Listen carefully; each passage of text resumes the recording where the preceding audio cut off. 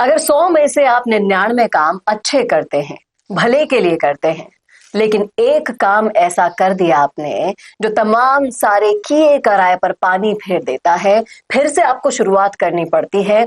यही नरेश मीणा के साथ हो रहा है। अंता उपचुनाव में हार के बाद से लगातार वो संदेश देने की कोशिश तो कर रहे हैं कि मैं बदल रहा हूं, मीणा समाज को भी बदलने के लिए कह रहे हैं, लेकिन क्या वाकई में नरेश मीणा बदल पाएंगे? करेंगे इस मुद्दे पर चर्चा इस वीडियो में, इसलिए बने रहेगा आखिर तक हमारे साथ। नमस्कार, मैं हूं चेतना शर्मा। आप देखना शुरू कर चुके हैं संवाद भारत का, भारत के लिए। और बातचीत करने के लिए मेरे साथ मौजूद हैं हमारे editor in chief Varun Bhansali ji. तो वरुण सर, जिस तरीके से नरेश मीणा डोंगरी बांध आंदोलन को लीड करने के लिए वहां पर गए, लेकिन हमेशा नरेश मीणा के साथ ऐसा हो जाता है कि जोश जोश में होश खो बैठते हैं और कुछ ऐसा बोल देते हैं जो नहीं बोलना चाहिए था। और अभी मैं दर्शकों को भी सुनाना चाहूंगी, हो सकता है आपने सोशल मीडिया पर सुन लिया हो, लेकिन आप सुन लीजिए, उसके बाद आपको माजरा समझ में आएगा कि हम किस मसले पर बात कर रहे हैं। तो देखिए ये वीडियो, सुनिए। देश में नरेंद्र मोदी द्वारा घोषित काले कानूनों को भूंगली बनाकर वापिस मोदी के पिछवाड़े में डालने वाले राकेश जी टिकैत। तो वरुण सर, देखा आपने वीडियो, आपने भी सुन लिया होगा। एक संवैधानिक पद पर बैठे हुए इंसान के लिए, हमारे पीएम नरेंद्र मोदी के लिए कैसे शब्दों को यहाँ पर बोला नरेश मीणा ने। फिर उसके बाद एफआईआर दर्ज होती है, फिर एफआईआर वापस ले ली जाती है, तमाम तरह के घटनाक्रम होते हैं, लेकिन नतीजा क्या निकलता है, इसका सार क्या निकलता है? एक बात उन सब लोगों से मैं करना चाहता हूं जो लोग ये कहते हैं कि नरेश मीणा 25 सालों से राजनीति में है, आज तक उन्हें किसी ने टिकट नहीं दिया, आज तक वो कहीं जीते नहीं। उसकी वजह क्या है? सोशल मीडिया में इतने पॉपुलर हैं, उसके बावजूद भी वोट जीत के नहीं आते, इसकी क्या वजह है? इन सब की वजह यही है जो आपने कुछ देर पहले वीडियो में देखी। नरेश मीणा लाख अच्छे काम कर कर फिर एक काम ऐसा कर देते हैं जो कहीं ना कहीं सब कुछ किए धरे पर पानी फेर देता है। नरेश मीणा वापस से बेहतर हो रहे थे, कह रहे थे अब गुस्सा नहीं करूंगा, अब थप्पड़ नहीं मारूंगा, अब उत्तेजना में नहीं आऊंगा। ये कहते कहते फिर उन्होंने डोंगरी बांध में एक ऐसा बयान दे दिया। आप भला करना चाहते हैं लोगों का, आप चाहते हैं कि समरावता में लोगों का अच्छा हो, फिर आप एसडीएम को थप्पड़ मार देते हैं। आप चाहते हैं कि अंता में विकास हो, फिर आप कार्यकर्ताओं को लात घूंसे चला देते हैं। आप चाहते हो कि झालावाड़ के लोगों को न्याय मिले, फिर आप लात घूंसे चला देते हैं। आप चाहते हो, जानते हो कि गुस्सा दिक्कत कर रहा है, उसके बाद फिर आप और कोई नहीं तो देश के सर्वोच्च पद पर बैठे हुए पीएम जो भी चुनकर ही आए हैं, जनता ने ही चुना है, उनको भी आप कुछ उल्टा सीधा बोल देते हो। तो अपने किए धरे पर खुद पानी फेरने की वजह से 25 सालों से आपको राजनीति में वो नहीं मिल पाया जो मिलना चाहिए था। और लगातार हार का कारण भी यही है, लेकिन लोगों को समझाने से समझ में नहीं आती। आप इस बात को समझिए, जब अंता में हम घूमे, लोगों से बात की, तो बहुत सारे लोग उनके हितैषी थे, उनके पक्ष में थे, उनको वोट देना चाहते थे, लेकिन बहुत सारे लोग ऐसे भी थे जो कहते थे इनको वोट दिया तो कल को थप्पड़ हमें भी पड़ जाएगी। इन लोगों को भी आपको अपने पक्ष में करना पड़ेगा, आपको संवेदनशील बनना पड़ेगा, आपको विनम्र होना पड़ेगा, नहीं तो सोशल मीडिया की लोकप्रियता वोटिंग मशीन तक नहीं पहुंचेगी।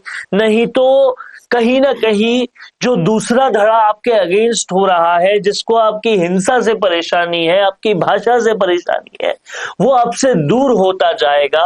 और वही नहीं, पॉलिटिशियंस, दूसरी पार्टी के लोग जो आपका साथ देना चाहते हैं, वो भी साथ नहीं दे पाएंगे। इस बात को नरेश मीणा को समझना होगा।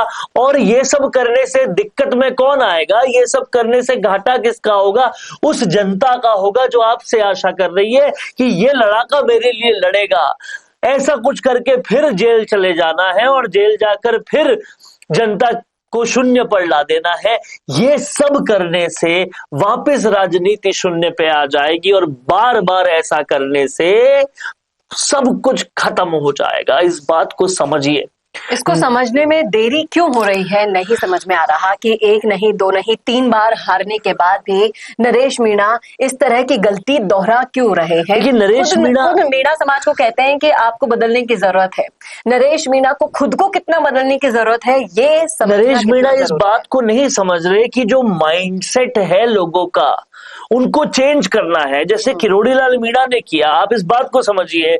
एक बड़ा धड़ा ये कहता है कि मीणा नेता को इसलिए हम सीएम डिप्टी सीएम नहीं बनाते क्योंकि वो हिंसक प्रवृत्ति के हैं, उनके समर्थक हिंसक प्रवृत्ति के हैं।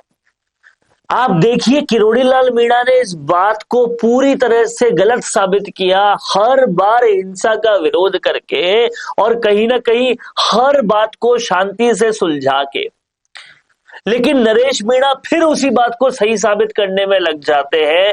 आपको समझना पड़ेगा कि इस तरह से न तो किसी भी मीणा नेता को बड़ा पद मिल पाएगा, न ही जनता जिससे उम्मीद कर रही है जिस नरेश मीणा से, वो किसी विधायकी या किसी पावरफुल पोस्ट पे आ पाएगा। क्योंकि एक बहुत बड़ा धड़ा ये सोचता है कि विधायक बनने से पहले अगर ये हाल है तो बन गए तो क्या होगा, उस धड़े की भी समझनी पड़ेगी। अपनी मर्यादाओं को ध्यान में रखते हुए कैसे जनता के दिलों पर असल में राज करना है ना, वो नरेश मीणा को अभी सीखने की जरूरत है। सम्मान अगर देना नहीं जानते तो सम्मान मिलेगा कैसे, इस बात को समझने की जरूरत है। आप ये समझिए कि अंता से लेकर छबड़ा से लेकर और कहीं ना कहीं देवली उनियारा तक की जनता ये जानती है कि हमें नरेश मीणा की जरूरत है। हमें अपने मुद्दे उठाने के लिए एक ऐसे नेता की जरूरत है जो विपक्ष की ईंट से ईंट बजा के रख देगा, लेकिन वो हिंसा करे वो चाहते नहीं है लोग। आप समझिए, ये बात सचिन पायलट से भी सीखने वाली है, हनुमान बेनीवाल से भी सीखने वाली है। गुस्से में वो भी आते हैं लेकिन इस तरह की भाषा का प्रयोग नहीं करते। गुस्से में वो भी आते हैं लेकिन कभी हिंसा नहीं करते। सचिन पायलट से समझिए, वो गुस्से में ही नहीं आते तो उनकी लोकप्रियता सोशल मीडिया पे जो है वो वोटों में भी तब्दील होती है और कहीं ना कहीं आलाकमान भी मानती है। न सिर्फ राजस्थान में मानती है बल्कि जिस भी जगह भारत भर में इलेक्शन हो उनको बुलाती है। वो लोकप्रिय है, उसके साथ उन्हें जो घमंड है वो भी लिमिट में है। अपनी लोकप्रियता का वो कभी झलकता नहीं है, दिखता नहीं है और शालीन है। भाषा की मर्यादा जानते हैं, धैर्य रखना जानते हैं। आप समझिए, जो पीसीसी चीफ रह चुका हो, डिप्टी चीफ मिनिस्टर रह चुका हो, उसके साथ लगातार ही ये हो कि उन्हें सब पदों से हटा दिया जाए लेकिन फिर भी वो पितातुल्य बोले। ये बात आपको अपने आइडियल सचिन पायलट से सीखने की जरूरत है। जनता को जरूरत है नरेश मीणा की, लेकिन वो नरेश मीणा की जरूरत है जो जनता के मुद्दों के लिए लड़े पर भाषा में संयमित हो, जो जनता के मुद्दों के लिए पूरी जोर से लड़े लेकिन हिंसा न करे। तो नरेश मीणा को ये बात सिर्फ समझकर एक बार बोलकर वापस भूल जानी नहीं है, उसे लगातार चरितार्थ करना है, अपने अंदर लाना है।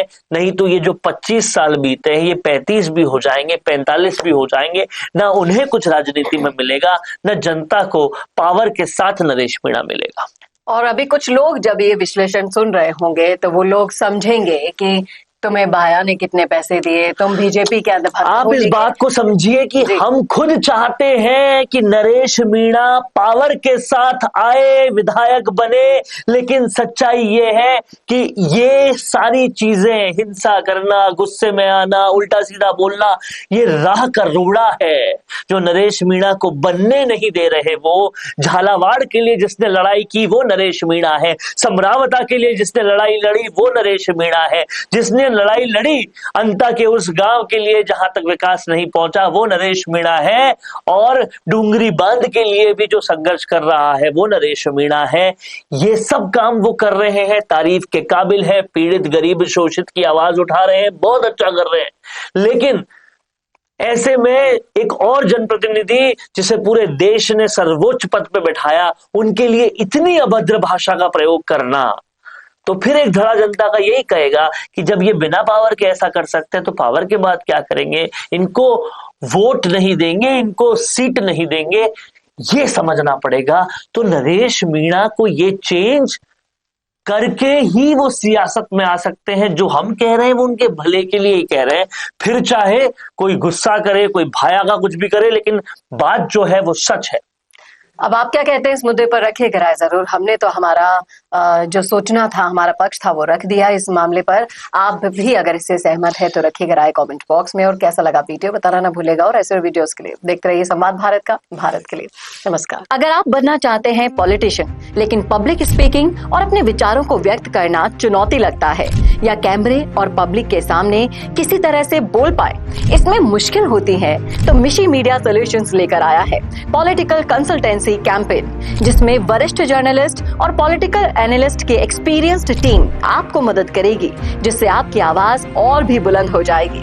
इसमें हम आपके गोल को पूरी तरह से टारगेट करेंगे कि किस तरह से आपको पार्टी पहचाने, आपको उस क्षेत्र के लिए चुने, कैसे सर्वेज में आपका नाम आए, कैसे लोगों के बीच में आपका माहौल बने। न सिर्फ कंसल्टेंसी हम आपको देंगे, बल्कि आपको सारे रास्ते दिखाएंगे और बताएंगे भी, जिससे आप भारत की राजनीति में अच्छे पॉलिटिशियन बनके समाज का सुधार कर सके।